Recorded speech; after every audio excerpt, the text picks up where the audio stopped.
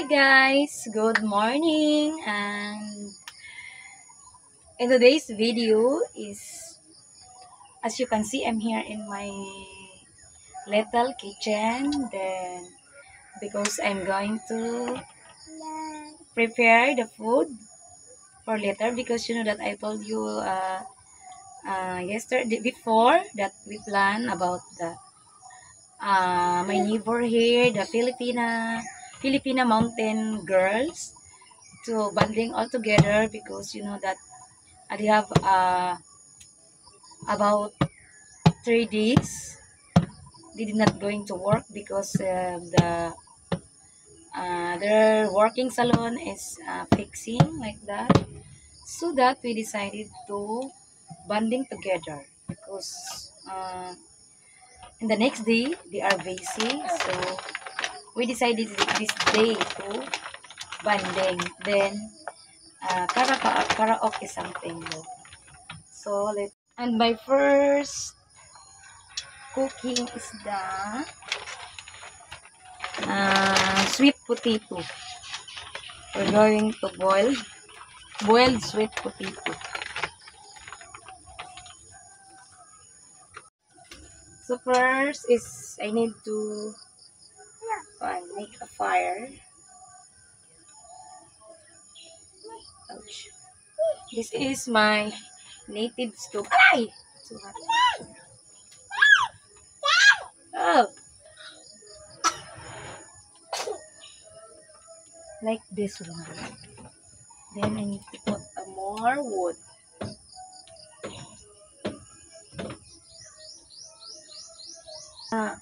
Pot and the fire. Then okay, put and cover. So wait for about 20 minutes, like that, 20 to 30 minutes. Then the second one is I am preparing the for pancit bami. This is the vegetable. Then set aside first. You know guys, this is my specialty. Specialty, the pancit bami. Then I will cut the onion and garlic, because this is my favorite. That's why this is my specialty. This is the second one of my favorite, because the first dish, my first favorite is the seafoods. Then this is the number 2. Then much better if they have seafoods on the top, or mixed seafoods in the pancit, but I cannot afford that because you know that seafood is so pricey.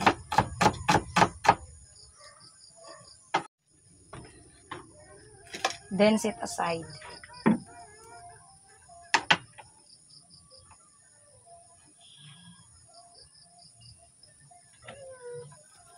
Then next is the chicken and the fish ball.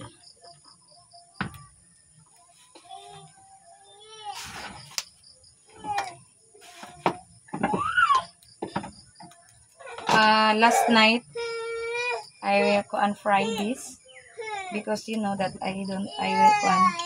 we don't have a freezer. That's why I go advance cooking, so that the hindi masira.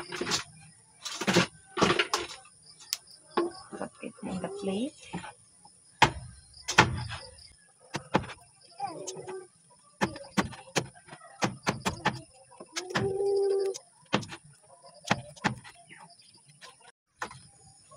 Then the fishbowl, but I cannot take all because it's so much. I put it only half, like this. This is the ingredients of the pancit. And especially the main ingredients. Siyempre, the soy sauce and the sotanghon. Ah, namahaw.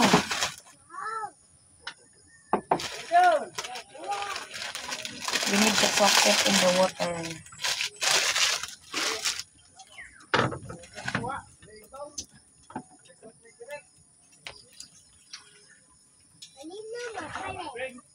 Karinina? Okay.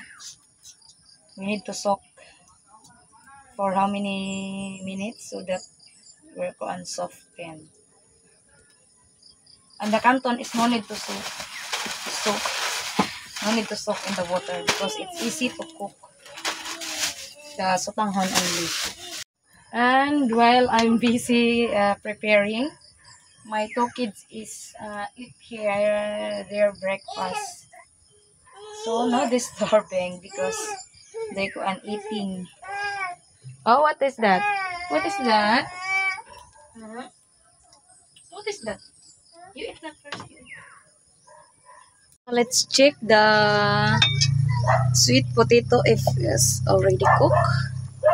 I will on the pork. Let's see if it's already cooked. Oh, it's okay na. So, I need to cook na.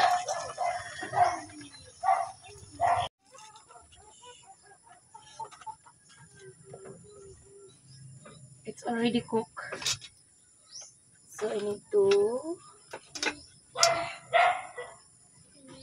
then transfer in the Tupperware.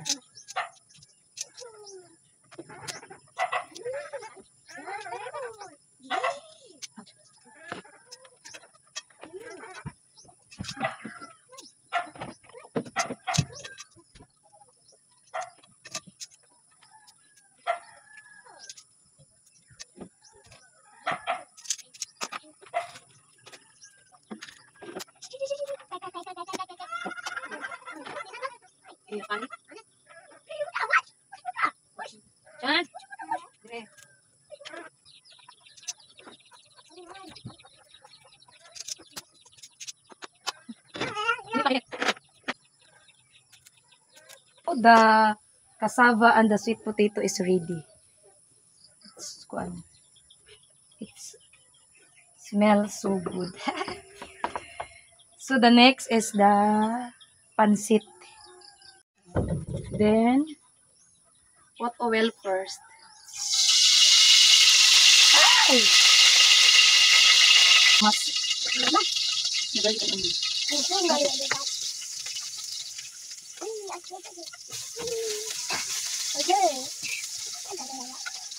So, then the chicken and fish ball.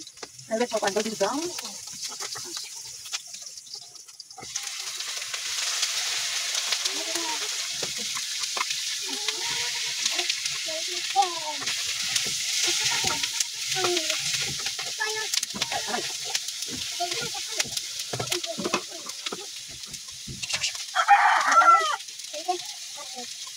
Then the fish ball.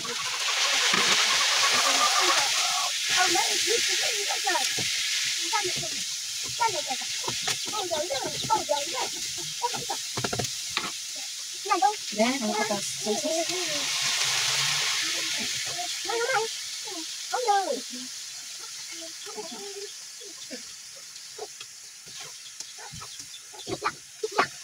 Then black pepper powder. Gawin na! Ano sa? And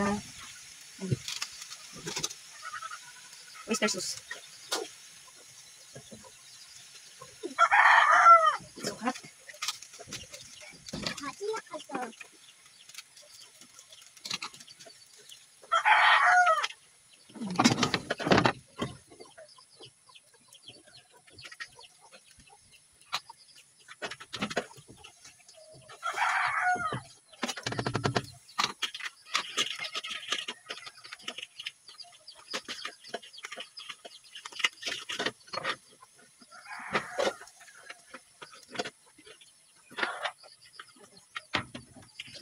Then sugar. To balance the saltiness. Then the cabbage.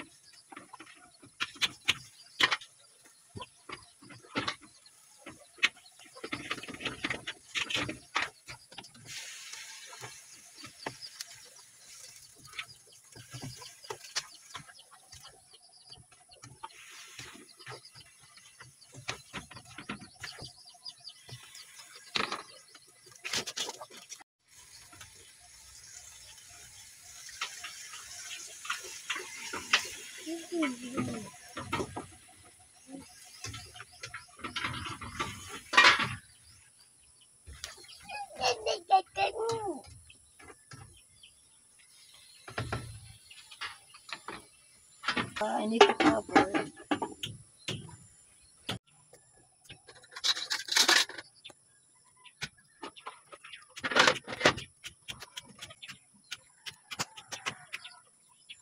So I need to put it in the pan because it's one. So that it not overcook. This is important.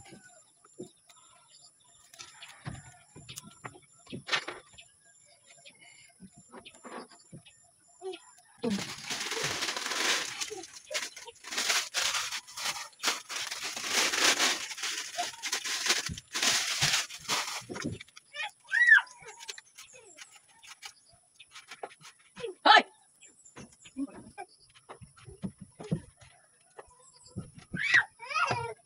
And sa tanghon.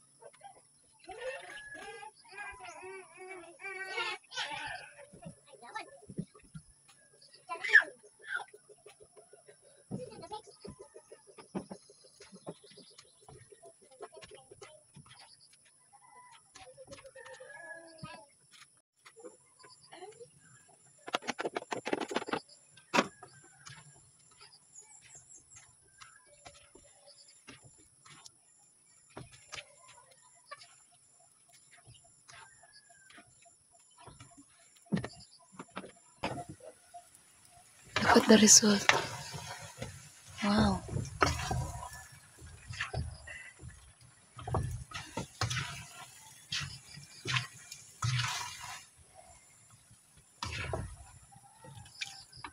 It is a boiled banana. Sabah. Saging cornaba or sabah. It's so hot.